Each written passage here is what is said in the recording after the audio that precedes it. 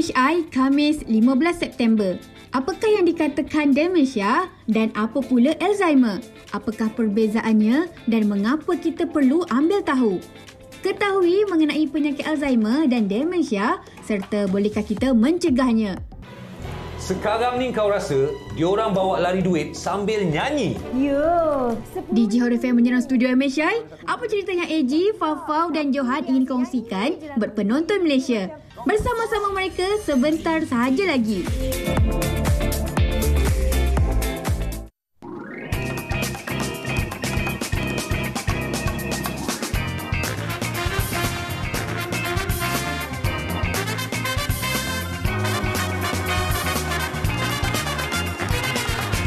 Assalamualaikum dan kembali bertemu dalam MHI Malaysia hari ini. Dan kami kalau boleh nak berikan anda Gear 5 pagi ini. Yep, insyaAllah. Terbaik dan juga ilmu yang pelbagai. Saya Fitri Yahya. Dan juga saya Ani Mizati. Pastinya kita harapkan yang terbaik untuk anda untuk 15 September 2022. Hari ini merupakan hari Khamis. Jadi kita harapkan yang terbaik untuk anda semua. InsyaAllah perjalanan mengambil masa yang agak lama untuk pergi ke satu destinasi. Jadi rancang perjalanan baik-baik. Hari ini kita nak ingatkan jugalah macam kita nak buka sedikit cerita dengan macam-macam yang terjadi di Malaysia. Antaranya kita nak ingatkan sentiasalah berhati-hati kalian semua sebab baru-baru ni kan kita dengar kes yang menggeparkan rakyat Malaysia, seorang usahawan kosmetik dicolek dan juga ada rakaman CCTV dan mungkin sampai dibawa ke luar negara ataupun negara jiran. Jadi siasatan masih lagi dijalankan, cuma yang kita khawatir adalah keselamatan sebab pada ketika itu ramai orang awam dekat situ kan. Betul ya. Sampai aspek keselamatan kita juga harapkan kepada yang berada di sekeliling tak kira sedang memandu ke semua. Penting kalau ada kelengkapan seperti dashcam ke atau apa saja maklumat. Kita hari ini nak mereka masyarakat yang suka membantu, bukan hanya yang mungkin bijak mengambil gambar tetapi tidak ada solusi ya. Kalau boleh kita mulakan dengan niat keluar rumah je, kita pertahankan diri kita dengan segala doa, segala kelengkapan dan juga masyarakatlah. Kalau kita ini jenis yang mungkin takut-takut, jenis yang tak tahu bertindak, jadi semua orang tak dapat untuk membantu. Betul. Masa untuk kita dapatkan ilmu baru yang sesuai dan paling penting semuanya selamat. Kadang kita nak membantu pun akhirnya kita juga kena. Itu pun aspek keselamatan perlu diambil kira kan. Kadang-kadang kita tak tahu apa yang mereka ada, mungkin senjata dan sebagainya. Itu pun perlu diambil kira. Kawasan tu nilaikan risiko pada ketika itu insya-Allah. Jadi kita harapkan yang terbaik. Nanti kita akan susulilah dengan pastinya di media sosial banyak lagi berita-berita menarik, antaranya yang kita nak sampaikan di sini berita dalam negara lah pastinya. Jom sama-sama kita saksikan sedikit cuaca terkini. Sebelum itu kita juga nak zahirkan ucapan takziah kepada Tun Samivelu, bekal Presiden MIC yang juga banyak menjawat pelbagai jawatan penting dalam kerajaan ya, tentang JKR, juga menjadi duta di pelbagai negara dan meninggal dunia pada 15 September 2022. Ya, dan siasatan kenapa sebab meninggal dunia masih lagi pihak media untuk dapatkan kerana tidak ada lagi berita lanjut berkaitan dengan itu. Tapi apa yang mungkin kita boleh mengetahui, mendiang merupakan antara kabinet yang paling lama berkhidmat ya, 25 tahun berkhidmat dalam arena politik dan pastinya pelbagai jasa yang ditaburkan yang perlu kita fahamilah dalam arena politik itu sendiri. Jadi takziah untuk semua keluarga dan juga kepada yang berkaitan dengan Tun Samivelu. Dan semalam pun kita sedih dengan pemergian ikon ini. Kalau sebut tentang lagu raya, sebut tentang lakonan yang hebat ya, Aman Shah lah. Sebab saya difahamkan beliau masih lagi aktif sebenarnya, buat persembahan dan juga dengan sebab kalau ikutkan kalau dulu ada zaman media sosial, Aman Shah antara yang paling popular lah kerana ketampanannya, karismanya, telah menembuskan nafas terakhir pada usia 68 tahun di Institut Jantung Negara IJN akibat masalah jantung. Ya, ini dia sedikit perkabaran yang pastinya menduka citakan. Salam takziah kita ucapkan kepada ahli keluarga Allahyarham Aman Shah. Pastinya kita harapkan agar rohnya sentiasa dicucuri rahmat insya-Allah. Seterusnya mungkin kita nak kongsikan cuaca macam biasa setiap pagi. Kita nak kongsikan dahulu cuaca supaya mudahkan perjalanan anda.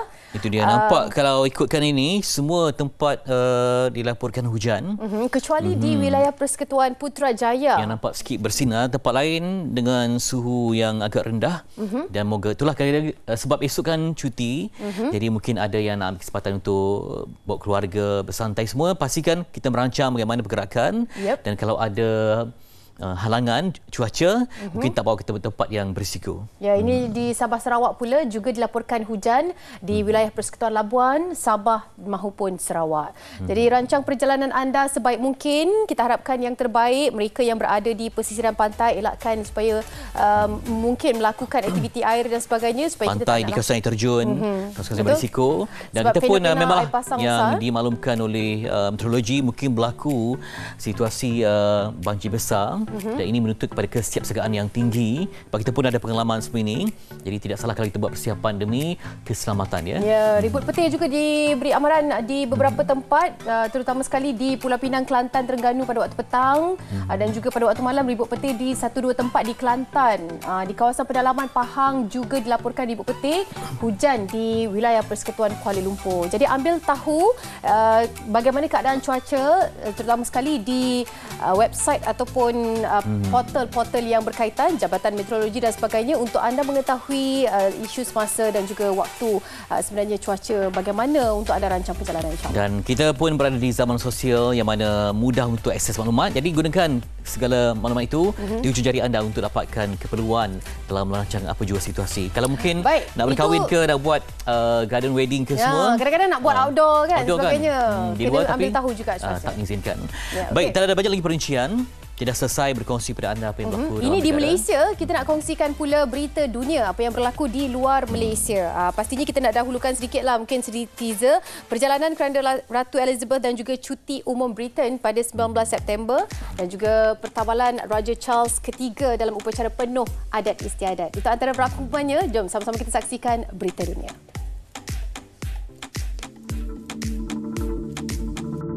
Raja Charles III dan kerabat diraja menerima keranda mendiang Ratu Elizabeth di Istana Buckingham pada Selasa lalu. Puluhan ribu warga Britain turut berbaris di sepanjang jalan walaupun hujan lebat bagi menyambut ketibaan mendiang di ibu negara Britain. Orang ramai turut diberi peluang memberi penghormatan terakhir selama 24 jam sehari. Serentak itu, United Kingdom mengumumkan tempoh berkabung selama 10 hari dan banyak aktiviti termasuk sidang parlimen ditangguhkan. Susulan itu, kerajaan Britain turut mengumumkan cuti umum di negara itu pada 19 September sempena upacara istiadat pemakaman Ratu Elizabeth II. Usai kemangkatan Ratu Elizabeth II pada Khamis lalu, Raja Charles III secara rasmi ditabalkan sebagai Raja Baharu Britain pada usianya 73 tahun oleh Majlis Pemasyhuran dalam upacara penuh adat istiadat. Putera William turut mendapat gelaran Putera Wales dan isterinya Kate Middleton sebagai Puteri Wales. Dalam ucapan pertamanya, Raja Charles turut berikrar untuk mencontohi bonda baginda yang setia berkhidmat sepanjang hayatnya. Paras air di Tasik Mid, Arizona merosot ke tahap terendah dalam sejarah susulan suhu tinggi berterusan di barat Amerika Syarikat yang turut memberi tekanan kepada sistem kuasa. Sungai yang merupakan takungan terbesar di negara itu membekalkan air kepada 7 negeri di bahagian barat Amerika Syarikat dan utara Meksiko. Selain itu, sektor pertanian juga menghadapi detik sukar kerana sebanyak 75% rizab air tarsi itu perlu digunakan untuk industri pertanian. Akibatnya, kerajaan terpaksa melaksanakan pembahagian air iaitu Arizona 21% dan Nevada sebanyak 8%.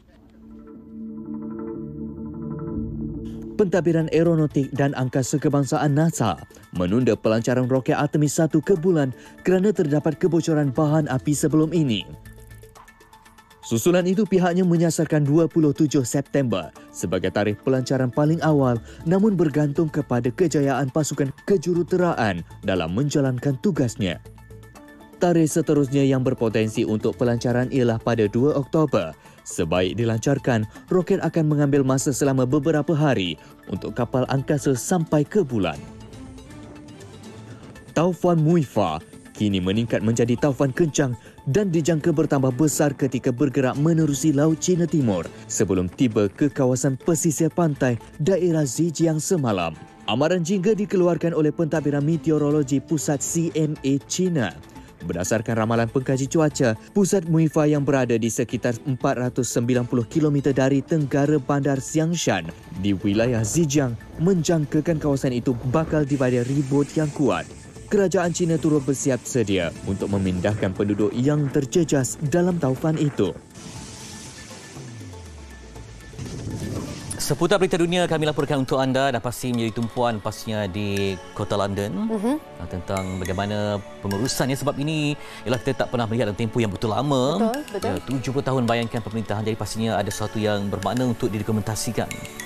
Dan prosesnya mengambil proses yang panjang ya. Protokol yang perlu protokol dan sebagainya. Saya pasti social media juga menjadi tempat untuk kita menyaksikan bagaimana peringkat demi peringkat perjalanan dia. Sebab zaman sekarang, zaman dulu mungkin hanya ada satu platform sumber saja. Tapi memang sekarang kita sebut sebagai narasumbernya pelbagai. Jadi semua orang yang berada di situ yang ada kamera semua mampu untuk memberikan info kepada anda. Tapi Fitri, sebab awak terlalu bijak untuk mengeluarkan kata-kata, saya nak tanya awak perbezaan demensia dengan Alzheimer. Itulah dia, nyanyuk dan juga Alzheimer ni kadang-kadang nampak macam serupa, kan? tapi ada pecah-pecahan dia. Betul. Kadang-kadang kita rasa macam sama je kot. Tapi itu yang saya kira itu perkara yang menghantuilah kehidupan masa depan. Sebab mungkin orang itu nampak aktif, kenapa tiba-tiba boleh jadi sebegitu? Fizikalnya mungkin tak menggambarkan ada kata dengan genetik sebenar. tak? Mungkin juga. Jadi kita akan perhalusi tentang topik ini, demensia dan Alzheimer, seketika nanti hanya di Malaysia hari ini.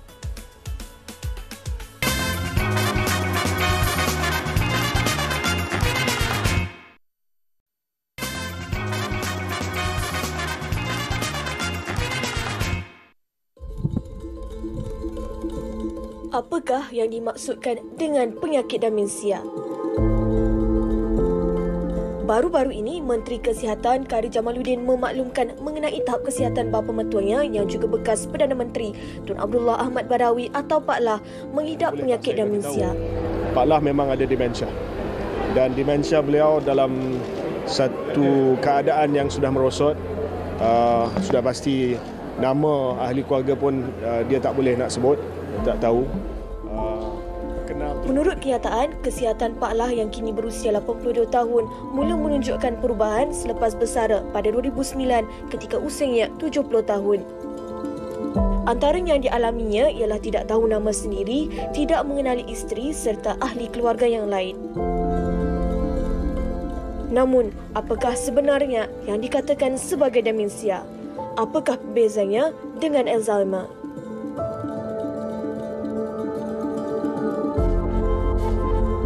Tak tahu. Cik tahu jugalah sikit-sikit tu. Tak tahu. Tahu? Tak tahu, saya tak tahu. Tahu. Macam dah tahu. Apa tu?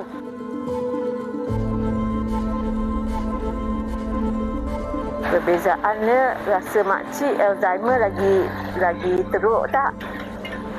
Demensia makcik tak apa tahu dah. Dia macam ingatan dia kurang sikit. Dia sekejap dia ingat, sekejap lagi dia lupa. Mana yang mungkin dalam 2-3 minit pun dia dah boleh lupa dah. Yang saya tahu Alzheimer ni macam hilang ingatan lah.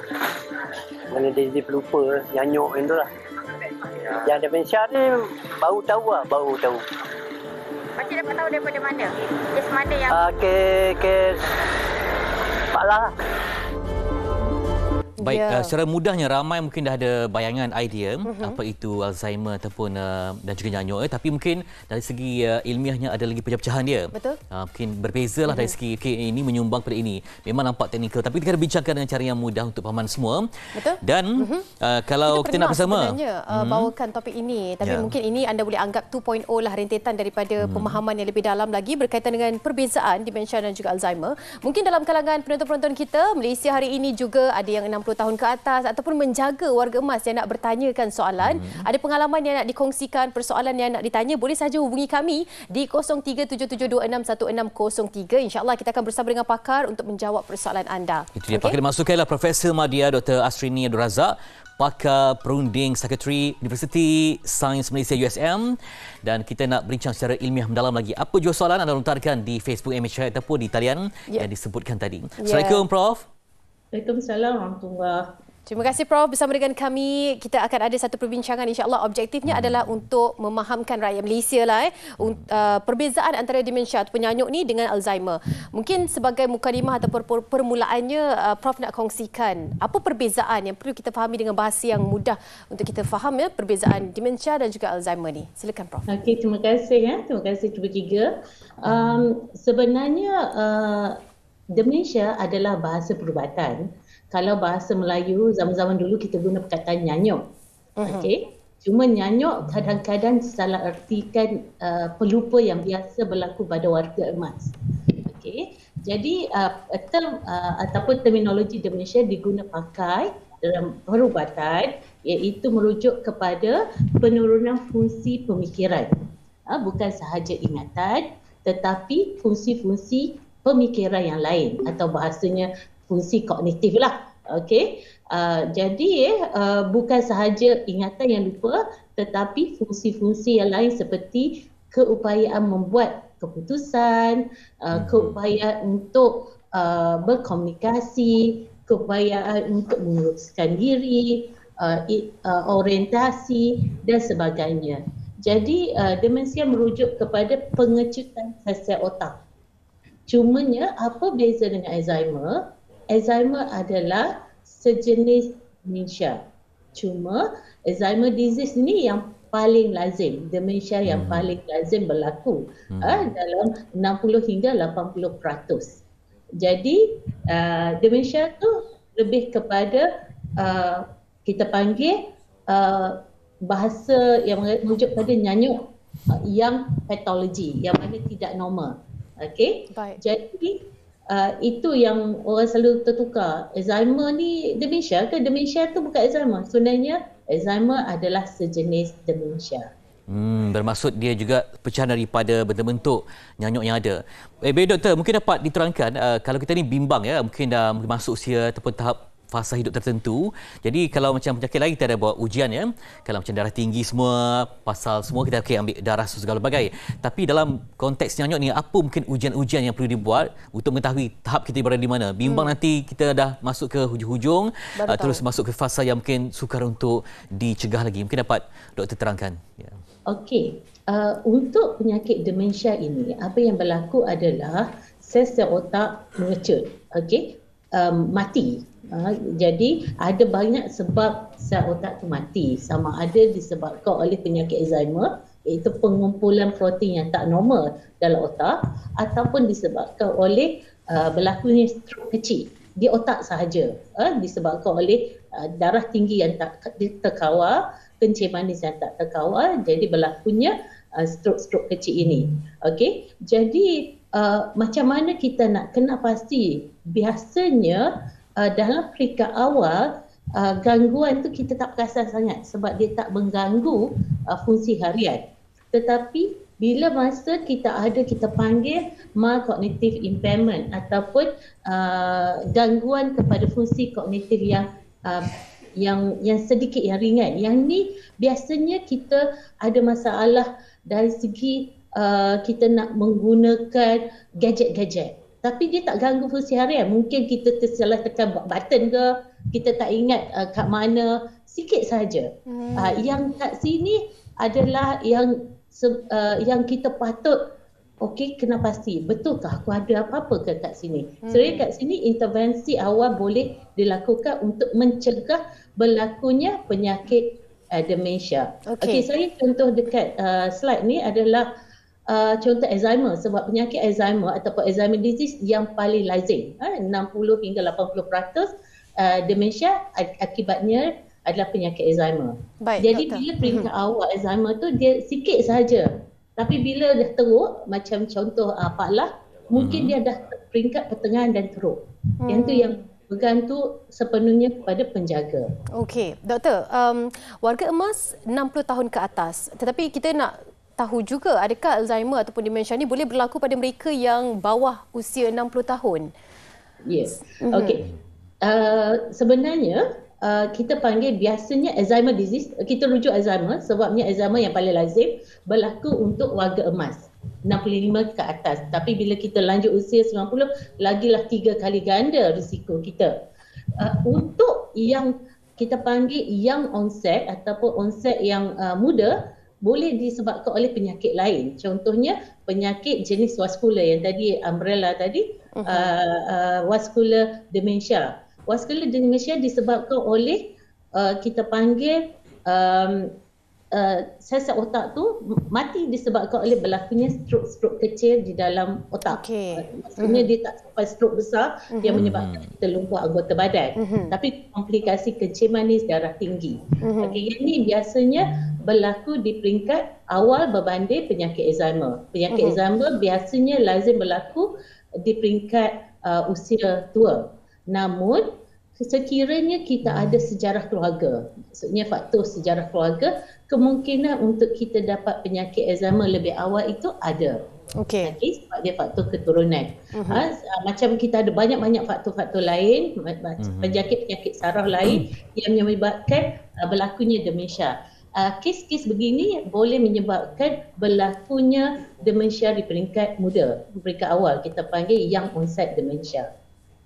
Jadi doktor, kalau melihat kepada sekeliling kan, suasana mungkin faktor yang menyumbang ke arah ini seperti mungkin kurang pendidikan, itu buatkan apa lagi ada penyakit tertentu yang juga menyumbang kepada masalah ini. Selain ada masalah lain, kemurungan ataupun isolasi, sindrom seperti empty nest yang mungkin menyumbang lebih teruk, memburukkan situasi ini. Silakan doktor. Kalau kajian ni biasa kita buat kajian mendapati orang yang tidak berpelajaran, low education, lebih berisiko untuk mendapat demensia. Pertama, kita kena ingat sel otak kita ni adalah dia boleh kita exercise.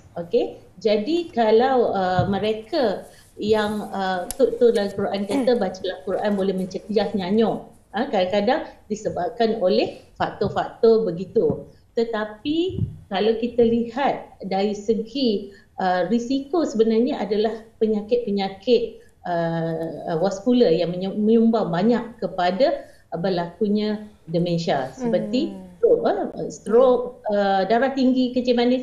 Kalau kat Kelantan ni kencing manis lah. Jadi kalau di negara Asia, jenis vaskular lebih banyak berlaku berbanding negara-negara lain lah. Sebab kita banyak kita panggil diabetic dengan hypertension. Jadi faktor-faktor lain seperti pemakanan boleh, macam kurangnya vitamin B12 boleh menyebabkan kita mengalami gejala demensia. Tapi faktor pemakanan ni kita boleh revert dengan kita makan makanan yang sempurna. Contohnya mereka yang alkoholism, yang terlibat dengan alkohol, jadi dia kurang makan. Jadi dia terdedah kepada kita panggil gangguan ingatan. Tapi gangguan ingatan ni boleh di-revert sekiranya kita correct atau kita betulkan balik tahap vitamin B12 mereka dalam badan. Perbetulkan gaya hidup lah antaranya. Doktor? Dia boleh menyumbang kepada kita panggil fungsi kognitif yang mana dia jadi macam lupa-lupa. Tetapi bila kita rawat kemurungan, biasanya fungsi kognitif ni akan pulih kembali. Baik. Doktor, kita ada nak raikan soalan daripada rakan kita di Facebook, Nur Izzati Liana. Assalamualaikum Prof. Adakah cara untuk melambatkan kemerosotan demensia? Mungkin doktor nak kongsikan bersama dengan kami? Ya, terima kasih yang bertanya. Sebenarnya ini yang kita cuba emphasizekan, kita cuba tekankan, iaitu penjagaan cara hidup. Dari segi latihan ingatan, latihan minda, latihan fizikal exercise, pemakanan. Jadi kajian terdahulu daripada negara luar mendapati golongan yang kita kata tadi dalam spektrum mild cognitive impairment boleh dikurangkan untuk tidak menjadi demensia dengan pengamalan cara hidup sihat. Yang mana exercise 2 kali seminggu, aerobic exercise, pemakanan, kajian tu berlaku di Finland, jadi dia Mediterranean diet, tapi kita boleh pun buat di Malaysia ni, macam contohnya makan ikan panggang, makan ulam-ulam. Jadinya kurangkan daging merah, banyakkan daging putih, dan juga latihan minda yang di tempat kita boleh buat. Main drum pun boleh, Main dam, soduku, crossword, benda-benda ini boleh melatih kita mencegah daripada berlakunya nyanyuk. Jadi untuk pencegahan kita panggil healthy and active aging.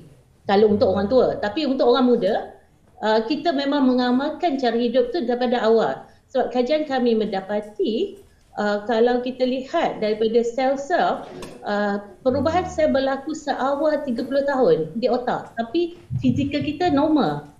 Okay, jadi sel-sel kita dah start menua in that context slowly. Cumanya bila kita mengamalkan cara hidup sihat, kita jaga kesihatan kita, sekiranya kita dah ada darah tinggi, kencing manis, kita kawal sebaik mungkin, kita boleh cegah daripada berlakunya demensia. Yeah. Baik doktor, seandainya kita dapati ahli keluarga kita dah pun disahkan nyanyuk ni, ada tak jalan keluar ataupun memang kita kena bertabah dengan ujian ini ataupun memang ada sebarang usaha untuk memulihkan dari segi saintifiknya macam mana doktor? Silakan. Okey, seperti mana tadi kita kata pencegahan lebih baik daripada perawatan, dan sekiranya kita dapat gejala awal, maksudnya dari peringkat awal lagi kita boleh kesan, di peringkat mild cognitive impairment kita boleh cegah daripada berlakunya demensia. Tetapi sekiranya kita dah dapat demensia, doktor dah kata diagnosis tu demensia, kita ada kita panggil, walaupun kita kata kita tak ada ubat untuk revert balik, untuk pulihkan, kita kata untuk menghidupkan balik sel-sel mati, tapi kita ada cara perawatan supaya sel-sel yang masih hidup segar kembali. Okey, jadi perawatan dia dalam bentuk ubat-ubatan dari segi non-pharmacological, iaitu latihan-latihan minda, sokongan-sokongan sosial. Contoh yang tadi adalah rangsangan kepada ingatan. Okey, jadi bergantung pada peringkat mana pesakit tu ada, kita ada rawatan yang sesuai. Baik, doktor. Cumanya rawatan ubat-ubatan ini hanya berkesan di peringkat awal sahaja. Baik. Dan penyakit ni dia adalah sejenis degeneratif, iaitu makin lama makin teruk. Okey, sebabnya sel-sel otak makin lama makin mengecil, makin matilah kita kata. Cumanya sebaik mungkin kita cuba bagi sokongan supaya sel-sel sekeliling yang masih segar tu tetap segar. Okey. Contoh rangsangan untuk rangsangan ni, yang ni biasa kita buat untuk pesakit yang dah peringkat sederhana teruk atau teruk, yang mana dia tak ingat. Ingatan dia hanya ada ingatan yang ingatan jangka masa lama, long term memory dia. So dia mungkin ingat tarikh dia kahwin, tarikh. Jadi kita just rangsang ingatan-ingatan sebegitu. Jadi bila kita ada gambar, kita sentiasa cakap, ni gambar ayah, ni gambar mak. Rangsangan sebegitu untuk peringkat-peringkat tertentu. Baik. Jadi ujian ini bukan hanya untuk mereka yang mengidap, tapi juga untuk orang sekeliling untuk menjaga mereka. Betul. Semoga ada solusi terbaik dan juga dapat ketabahan untuk mereka yang diuji dengan nyanyuk dan demensia. Terima kasih kita ucapkan kepada Profesor Madya Dr. Asrini Abdul Razak, Pakar Perunding Psikiatri Universiti Sains Malaysia USM. Sampaikan salam kami kepada warga USM juga, alumni Encik Ahmad Fetri Yahya kita. Assalamualaikum doktor, terima kasih bersama dengan kami. Baiklah, Malaysia menjelang negara tua tahun 2030 dan pastinya mereka yang mencapai usia 60 tahun dan ke atas itu akan meningkat sebanyak hampir 6 juta. Tadi saya sebutkan tentang sindrom emptiness. Ada tetapi tiada. Jadi cabaran untuk kita sediakan prasarana yang terbaik, sekeliling yang membantu dan juga mungkin negara yang mesra orang tua. Dan kita doakan agar kesihatan Pak La diberikan kemudahan yang terbaik insya-Allah dan kekuatan kepada mereka yang sedang menjaga Pak La insya-Allah. Amin. Dan cerita ni makin hot ya. Tapi tak cukup hot lagi dengan geng Backpast Hot kita. Sekejap lagi mereka akan bersama dengan kami. Katanya ada misteri yang nak dikongsikan. Apa misteri itu? Segera kita nanti.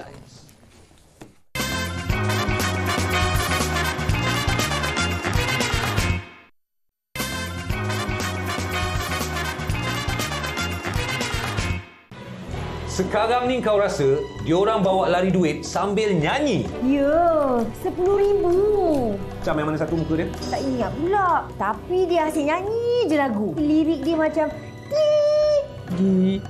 Di. Apa pelik lirik lagu dia ni? Penjahat nombor 1. Aku nak dengar suara kau nyanyi. Ku di halaman rindu hanya Stop. Tak sedap. Nombor 2. Nyanyi. Di keheningan malam Macam sedap dia nyanyi.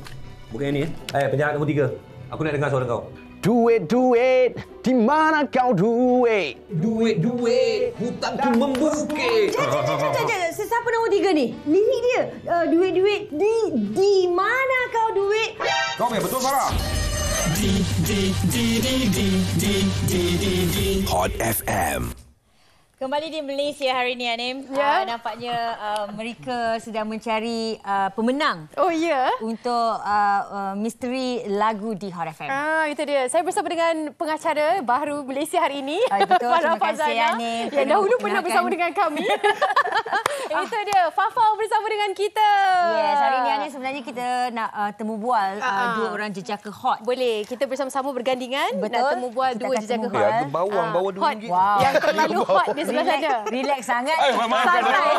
Santai sangat. Dah lama tak jumpa sok khabar.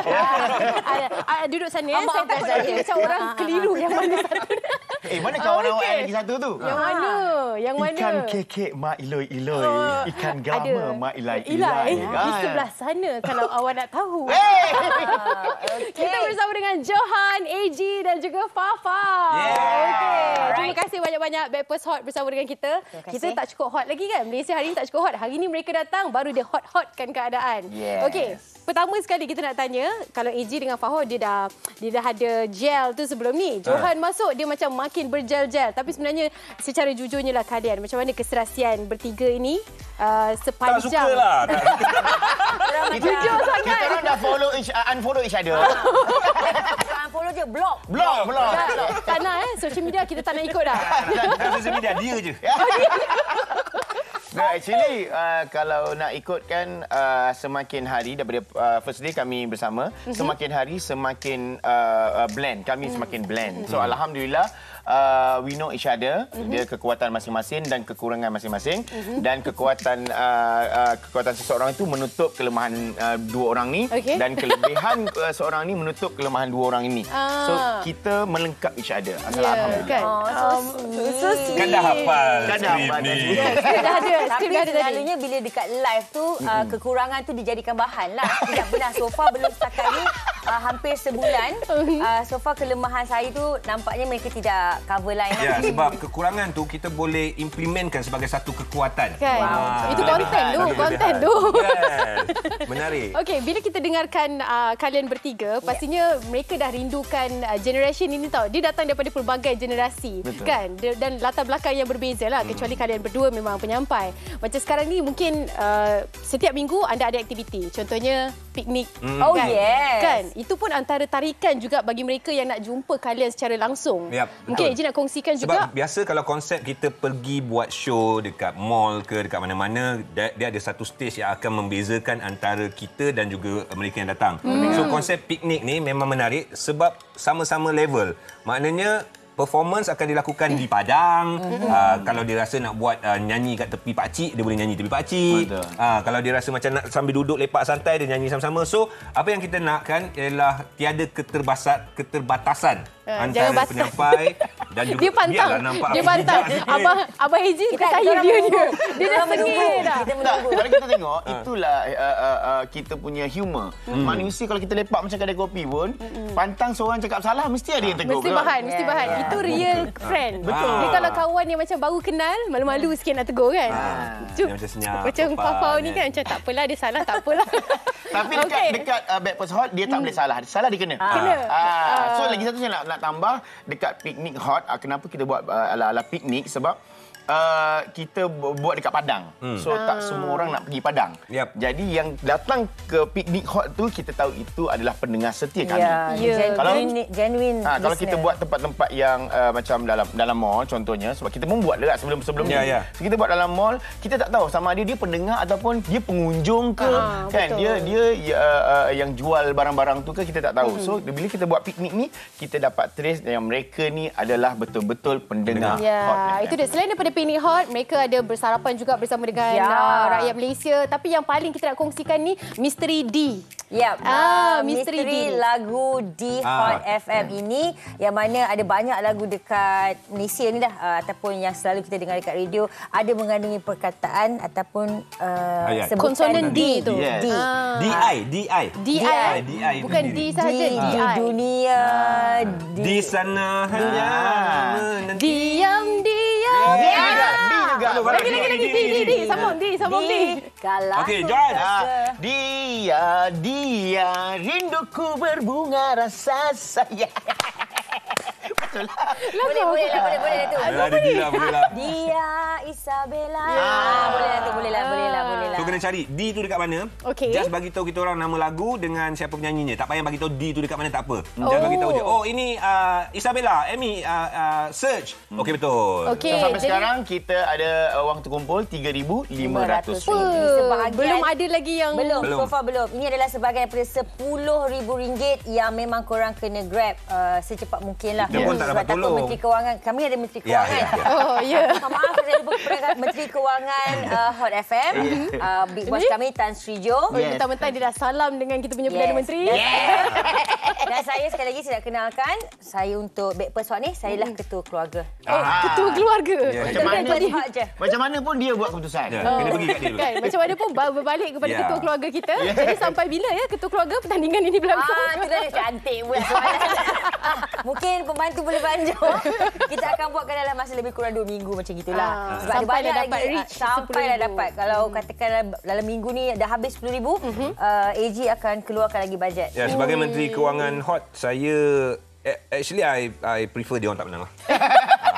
Ya, jadi kita save cost lah. Setiap kali dia orang cuba salah, kita tingkatkan RM100 lagi. Kita naikkan RM100. Kita naikkan RM100. Jadi orang sentiasa mengharapkan salah langkah. Sebab dia orang ni akan simpan clue. In fact macam hari ni pun dia sangat confident sebab dia dah simpan clue yang kita berikan setiap hari. Okey, jadi mereka kena menjadi pemanggil yang terpantas jugalah berpeluang untuk ni kan. Korang kena sentiasa call lah, sentiasa ada dekat depan telefon. Kena tunggu isyarat dia. Kalau tak ada isyarat, kalau nak call kita tak layan. Kita borak-borak biasa je. Okey, itu dia. Mungkin nak sampaikan kepada peminat-peminat kalian ucapan sokong selama ni Hot FM. Silakan. Okey, baik. Saya serahkan kepada Tan Sri. Okey. Time bekerja saya tinggalkan Tan Sri saya dulu. Okey, jom. Jadi kami di Hot FM ingin mengucapkan ribuan terima kasih kepada pengunjung-pengunjung yang meluangkan masa bersama kami di Piknik Hot dulu. Sebab kami dapat sambutan yang agak luar biasa di Johor, di Penang, di Kuala Lumpur even, and kita akan minggu ni di Saturday kita akan berada di Kuantan. So orang-orang Kuantan, pastikan yang berdekatan dengan Kuantan datang ke dataran Teluk Kemang. Aku tahu. Biasa bulan ni ada biasa. Teluk Kemang. Podisen. Aku tak tahulah.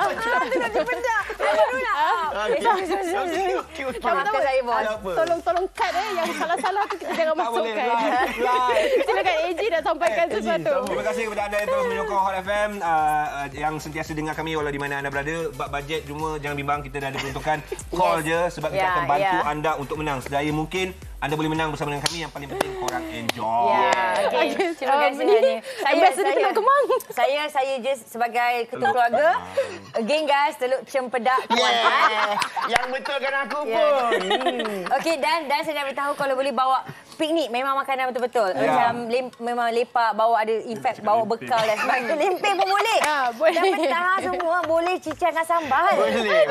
Dan kita bawa artis-artis untuk buat persembahan. Kita ada Tajul, kita ada Eddie Flock Poppy, Lan Sulu dan juga Najwa Latif. Wow. Okey, boleh jumpa mereka dan juga boleh jumpa barisan-barisan artis penyanyi yang bersama-sama nanti di Teluk Cempedak Kuantan. Teluk apa tadi? Ada juga orang yang waste nanti Teluk Kemang Kuantan. Tak jumpa dek. Tak jumpa. Pula untuk confident lah. Okey, terima kasih. Terima kasih kita ucapkan kepada Johan, AG dan Fafa. Thank you so much. Jangan lupa untuk ikuti mereka di Instagram Hot FM pastinya untuk mengetahui perkembangan terkini apa sahaja aktiviti yang mereka lakukan. Okey. Kita nak rehat seketika, kembali selepas ini hanya di Malaysia hari ini. Dah terus ya.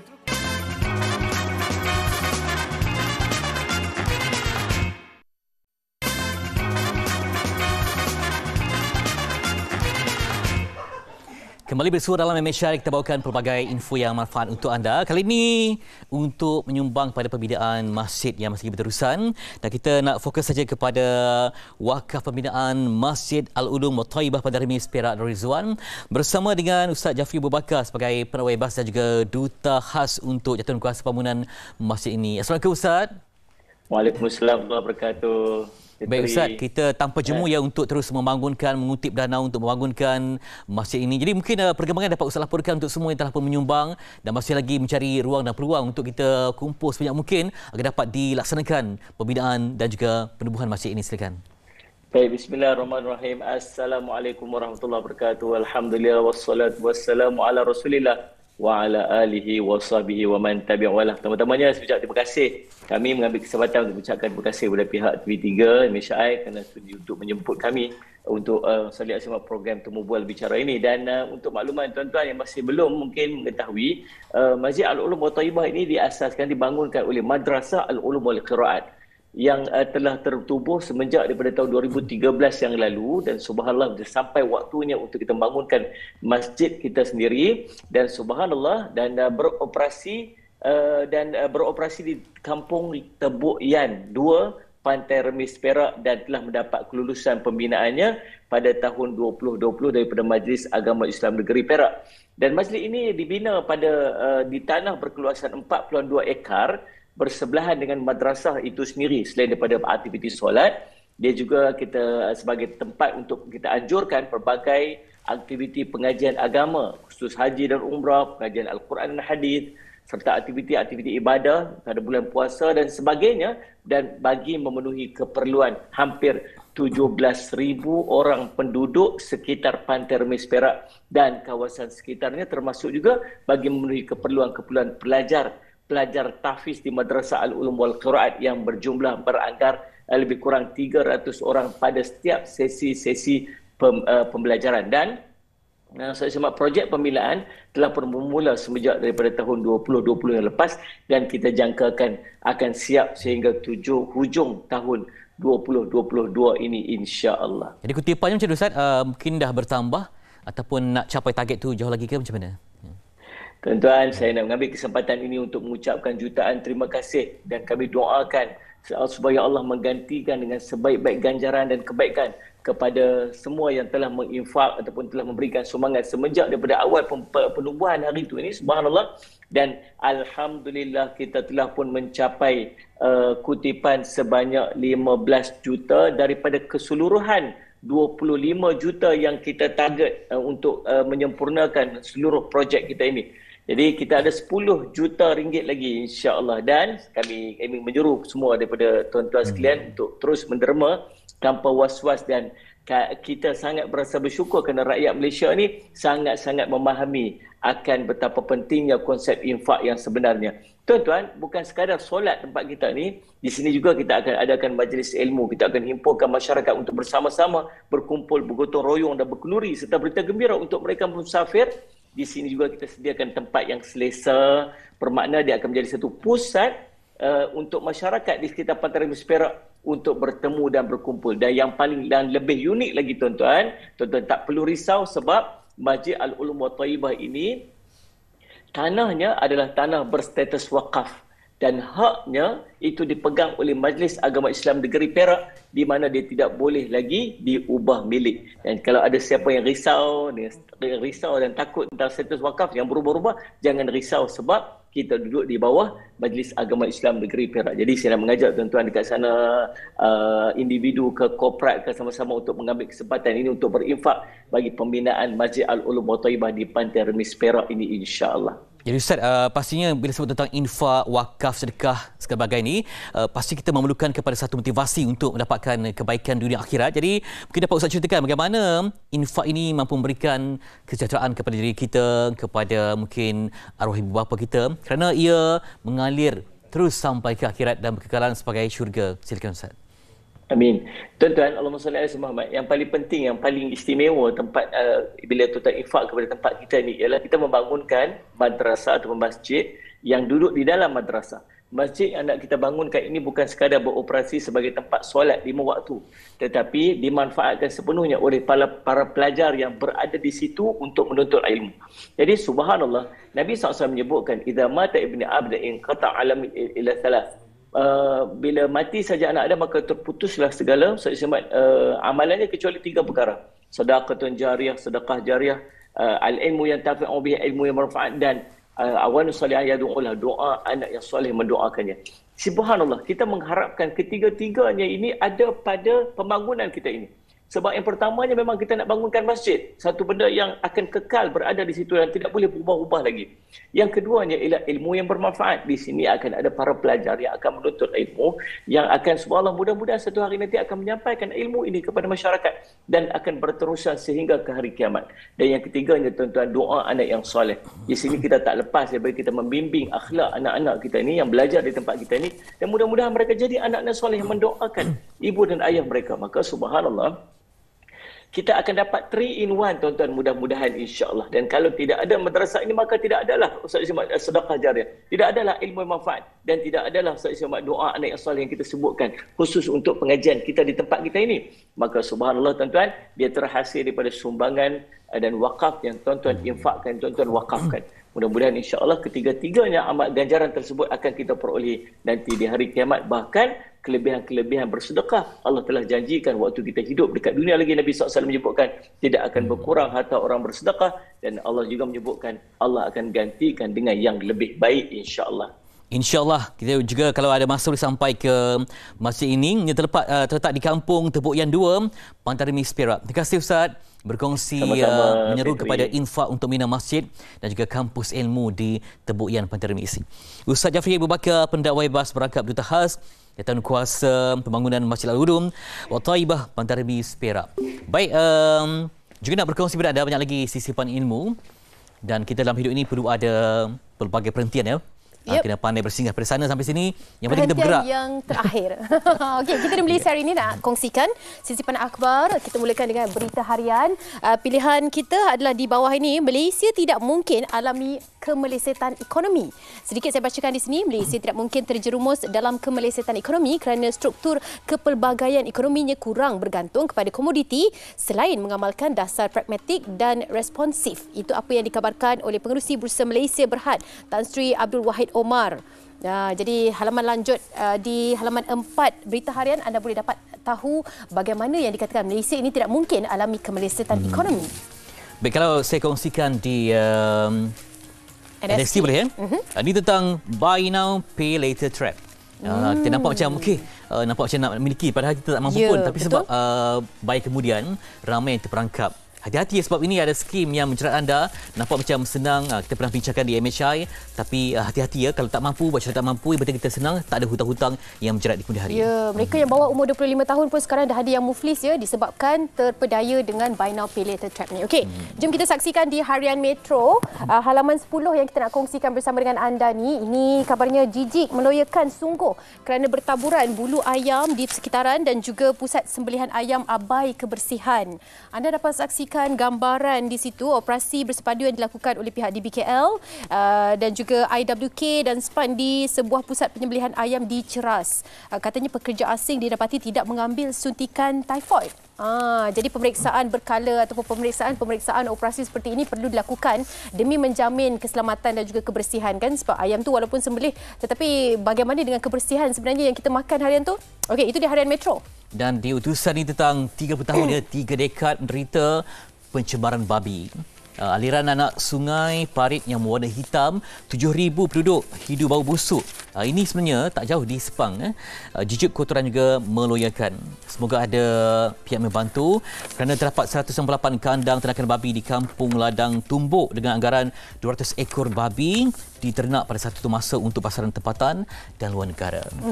Okey, kita nak kongsikan bersama dengan anda. Ini dia #bebas bersama kempen di mana ikuti perjalanan 3 sekawan apabila mereka cuba untuk menyambut Hari Malaysia di kampung mereka.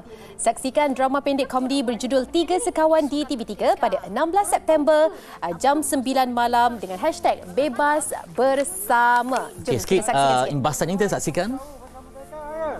Merdeka ini maksudnya bebas. Bebas dari kurungan.